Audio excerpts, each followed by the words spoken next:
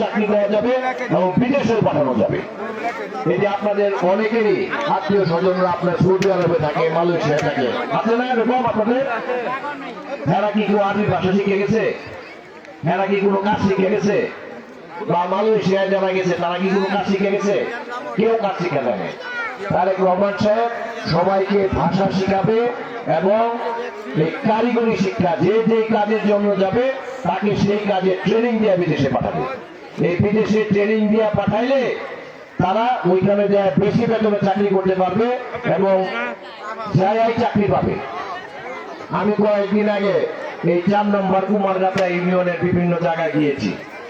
সেইখানে যত সুন্দর সুন্দর বিল্ডিং আছে গ্রামের ভিতরে ভিতরে, সব বিল্ডিং এর মালিক হলো যাদের সন্তানরা কোরিয়া থাকে, তাদের বাবারা করেছে। কোরিয়াতে একটা লোক চাকরি করলে তার সর্বনিম্ন বেতন, সবচেয়ে কম বেতন হলো $1700, মানে 2.5 লক্ষ টাকা।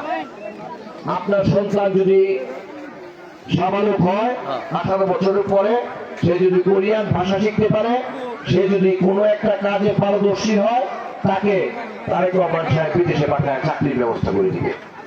এর থেকে ভালো ব্যবস্থা বাংলার ইতিহাসে কোন সরকার করছে কোনদিন? না না। এই যে আপনাদের সাথে যে এতগুলি কথা বললাম, আপনারা বুঝছেন মা বোনরা? আমি কি কথা বুঝাইতে পারছি? আমি আসলে লম্বা কথা বলবো না, অনেক মা বোনরা দাঁড়ায় আছে, এই যে ওনারা অনেকে দাঁড়ায় আছে, কষ্ট হচ্ছে, বেশি লম্বা কথা বলতে চাই না, ওনাদেরকে আর কষ্ট